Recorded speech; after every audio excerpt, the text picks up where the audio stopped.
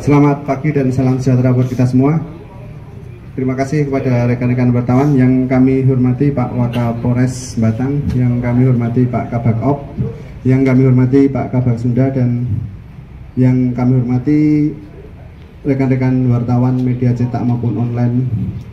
Jadi pada pagi hari ini kami dari Polres Batang akan merilis terkait dengan kegiatan kita di bulan Juni terkait dengan masalah penindakan terhadap kelompok-kelompok masyarakat, anak-anak yang kedapatan membawa sajam maupun kegiatan tawuran, di mana akibat dari tawuran tersebut mengakibatkan luka berat dan ada korban yang meninggal dunia.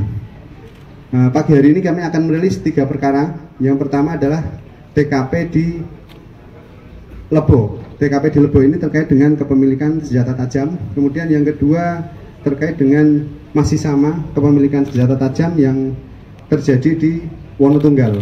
Dan nanti yang ketiga adalah terkait dengan kekerasan yang bersama-sama melakukan kekerasan terhadap orang sehingga mengakibatkan luka berat dan meninggal dunia. Secara detail nanti akan kami sampaikan kepada rekan-rekan terkait dengan penanganan perkara kami. Silakan. Baik, untuk rekan-rekan sekalian, untuk pagi hari ini kita Polres Batang mengadakan rilis terkait kejadian yang tadi disebutkan oleh Pak Kasat Reskrim. Mungkin yang pertama yang mungkin menjadi perhatian rekan-rekan yaitu yang kejadian di penemuan mayat awalnya di alur sungai Sambong. Itu kejadian sesuai dengan laporan ini pada tanggal 19 Juni. Kemudian untuk perkara setelah penemuan bisa kita ungkap ternyata penemuan itu adalah korban daripada penganiayaan dan yang dilakukan secara bersama-sama oleh para pelaku. Jadi untuk para pelaku yang di alur sungai ini, untuk yang dewasa jumlahnya ada 8, kemudian anak-anak ada 5. Jadi yang sementara sampai sekarang ini yang ditahan di rutan Polres Batang itu untuk yang dewasa 8, yang anak-anak 5. Ini yang kasus di penemuan mayat awal di alur sungai Sambong. Jadi untuk rangkaian kejadian ini memang awal kita menemukan mayat yang setelah kita lakukan verifikasi ternyata korban bisa kita temukan identitasnya. Dengan adanya kejadian tersebut, kemudian dari rekan-rekan Reskrim melakukan upaya ungkap dan dalam waktu tidak kurang dari 24 jam sudah terungkap para pelakunya. Yaitu tadi kami sebutkan ada, atau semuanya berarti ada 13 pelaku yang di sungai. Untuk para pelaku sementara rekan tahu sendiri yang di belakang ini ya, jadi untuk kronologis kejadian ya, awalnya pada hari Rabu tanggal 12 Juni sekitar jam 06 di aliran sungai Sambong masuk kelurahan Sambong telah ditemukan mayat laki-laki tanpa identitas yang diduga merupakan korban tindak pidana. Atas dasar kejadian tersebut dari Polres olah TKP kemudian dilakukan otopsi ya, ini diketahui identitas korban.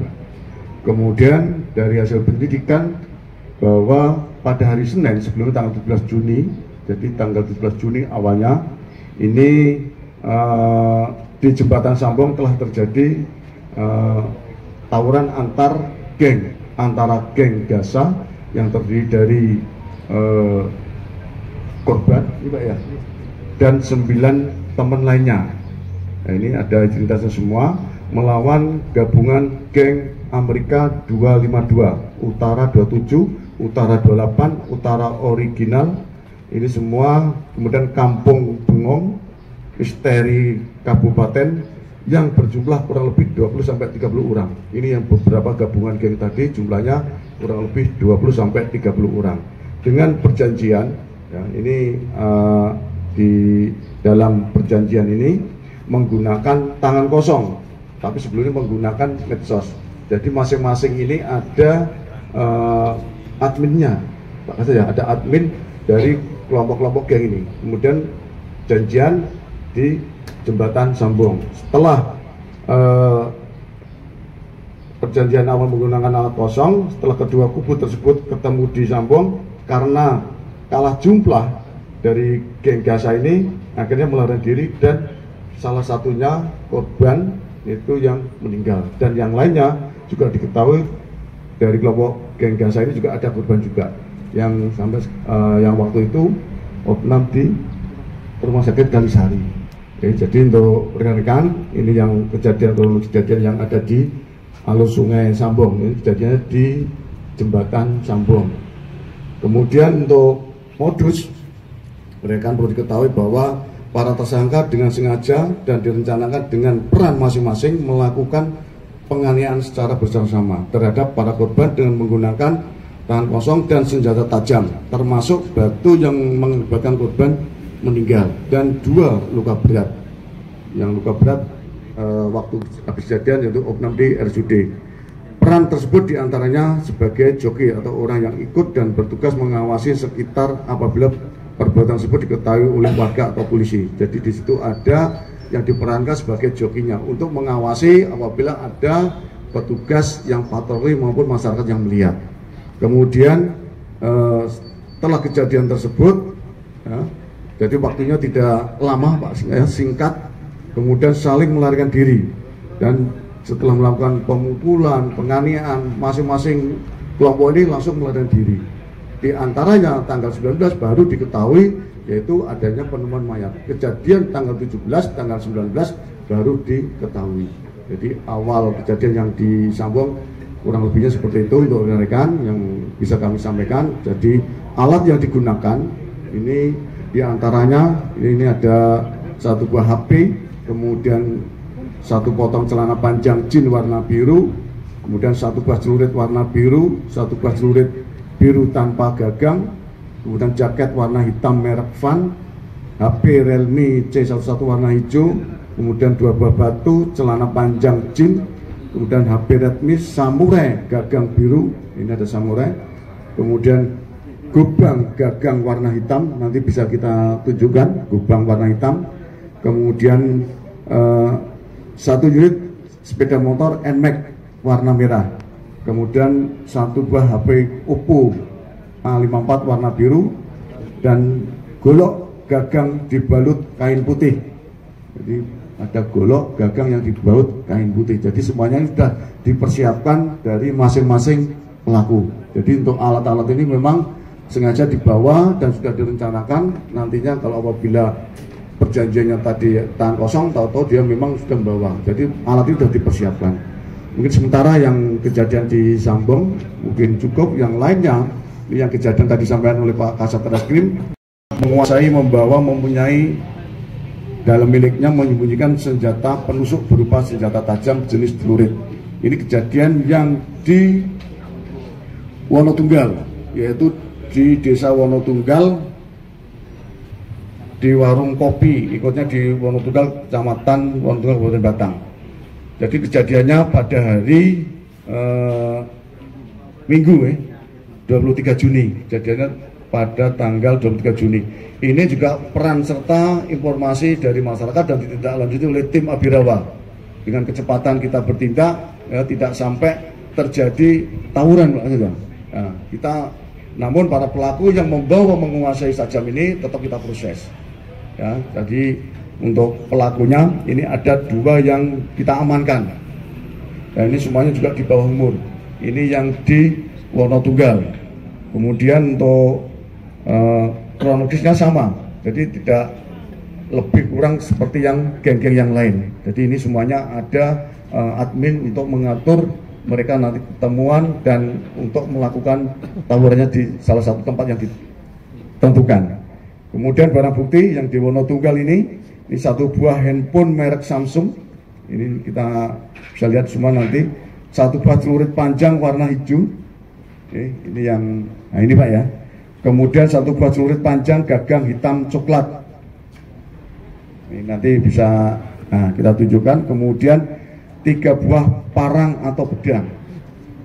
Nah ini yang 1, 2, 3. Ini salah satunya barang bukti yang ada di Wonotunggal.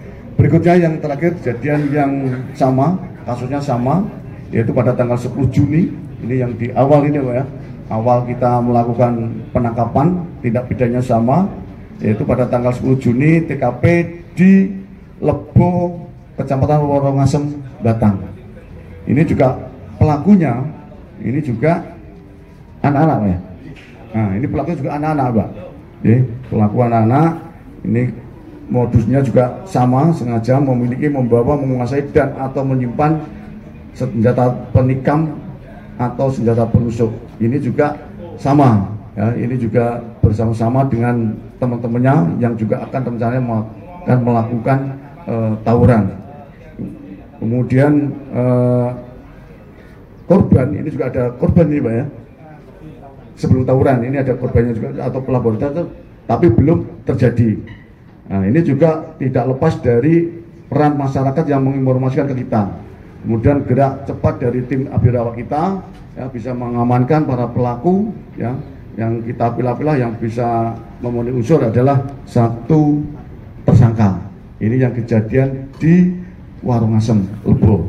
Mungkin sementara ini yang dapat kami sampaikan rekan-rekan, nanti lebih jelasnya nanti rekan bisa menanyakan dan nanti sama-sama kita berharap ini pada kesempatan ini pula izin untuk rekan Pak Kepala Dinas Pendidikan, kemudian dari pemberdayaan anak dan perempuan ya yang ada di Kabupaten Batang, kami dari jajaran Polres Batang mohon kerjasamanya, bantuannya dalam hal maraknya adanya geng-geng yang ada di wilayah kita.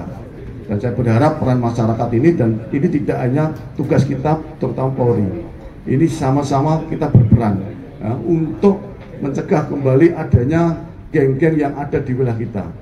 Jadi tolong untuk Bapak Ibu sekalian atau dari rekan-rekan sekalian, pada kesempatan ini kami mohon bantuannya, pengawasan terhadap anak, terutama untuk orang tua, okay?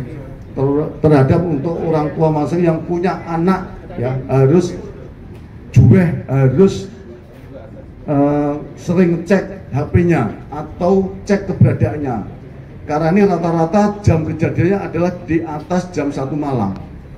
Nah, kalau pada kesempatan ini saya pesan kepada orang tua yang punya anak yang remaja ya, kalau apabila jam-jam segitu belum pulang, nah ini perlu untuk diwaspadai. Sehingga saya mohon untuk peran serta dari keluarga ini yang penting ya, untuk ngawasi anak-anaknya. Kemudian mungkin Pak Kepala Dinas ini juga terkait kejadian ini juga pelaku di antara juga ada yang masih status pelajar, dan ini juga mohon serta peran dari pihak sekolah Pak. Nanti mungkin bisa disampaikan informasi-informasi ini. Kami juga tidak bosan-bosannya melakukan sosialisasi atau penyuluhan terhadap anak-anak di sekolah, dari Satbimas, dari yang lain-lain. Kita outlearn, kita terus turun ya, untuk memberi pemahaman terkait adanya maraknya geng-geng yang meresahkan ini. Mungkin sementara yang dapat kami sampaikan, mungkin ada tambahan dari Pak Kabak atau mungkin Pak Kabak yang lain dan Pak Kasat Reskrim. Waktu dan tempat kami sampaikan. Untuk persangkaan pasal terhadap kekerasan yang mengakibatkan meninggal dunia ini kami sangkakan pasal 170 atau 170 dan atau 351. 170 ini adalah bersama-sama melakukan kekerasan. Di ayat 2-nya adalah salah satu korban mengalami luka berat. Sedangkan itu ancaman hukumannya 10 tahun. Tetapi untuk yang mengakibatkan meninggal dunia ancamannya adalah 12 tahun. Terhadap para pelaku nanti kami klasterkan terhadap peran-perannya. Ada yang sebagai joki menyiapkan alat, kemudian ada yang melakukan pemukulan terhadap korban yang luka berat, kemudian ada lagi yang juga melakukan pemukulan terhadap korban yang meninggal dunia. Gitu. Sebelumnya kan di desa ini juga melibatkan anak-anak pelajar itu. Apa ya Pak yang akan dilakukan dari Dinas Pendidikan untuk edukasi ke adik-adik kita pelajar ini? Terima kasih, izin Pak Waka, Ustaz jajaran. Jadi teman-teman, sebetulnya Dinas Pendidikan dan Kebudayaan sudah lama melakukan pembinaan kepada anak-anak kita di sekolah agar tidak melakukan hal-hal yang melanggar hukum. Contoh, kita sudah menetapkan sekolah ramah anak. Salah satu itu agar anak-anak itu betah di sekolah. Artinya perilaku mereka juga nanti menjadi contoh bagi adik kelas dan keluar dari sekolah jadi anak-anak yang tidak brutal dan lain-lain. Kemudian dengan Pak Kapolres juga sudah sering Pak Kapolres masuk ke sekolah-sekolah melakukan pembinaan dan intens sekali, bahkan beliau kadang di jam yang tidak ditentukan, tidak terjadwalkan, langsung masuk ke sekolah melakukan pembinaan. Saya terima kasih untuk jajaran Polres. Kemudian Bapak Ibu, bahwa di tahun 2018 sebetulnya kita sudah mencantangkan jam wajib belajar dari jam 6 sampai jam 9 malam. Tetapi sekali lagi hal ini kami kalau dari Dinas Pendidikan tidak mungkin melakukan hal ini sendiri. Terutama untuk orang tua dan masyarakat atau lingkungan juga ikut memperhatikan anak-anak kita. Kalau melihat kejadian memang di luar jam. Jadi maksud kami menetapkan jam wajib belajar itu anak-anak jam 6 sampai jam 9 itu, 1 tidak boleh keluar rumah, 2 tidak boleh nonton TV. Itu himbauan kami, dan kami sudah pernah melakukan salah satu ke kecamatan di Pecalungan masih dilaksanakan untuk jam itu. Semoga ini bisa atau masih dilakukan di kecamatan-kecamatan yang lain. Kemudian untuk setelah kejadian ini kami tetap untuk melakukan preventif pencegahan lah. Kita tetap nanti kita tingkatkan kunjungan-kunjungan ke sekolah-sekolah, pembinaan kepada kepala sekolah dan guru agar lebih menekankan kepada anak-anak kita jangan sampai terbawa lingkungan yang seperti ini tadi. Demikian. Kalau kasus ini berapa pelajar yang terlibat? Kalau pelajar tadi. Dan terkait tersangka Pak, terkait tersangka yang sudah ditetapkan tersangka ini, tindakan dari Dinas Pendidikan gimana Pak? Jadi begini, prinsip ini adalah anak-anak kita. Menurut aturan hukum yang ada, prosesnya seperti apa kita ikuti aturan hukumnya. Hanya untuk anak-anak kita, saya tetap pengen agar mereka tetap berlanjut untuk sekolahnya. Sekolah tidak hanya di sekolah formal, non formal juga bisa. Jadi nanti apabila selesai proses hukum, anak-anak kita tetap bisa mengikuti pelajaran. Contoh yang di LP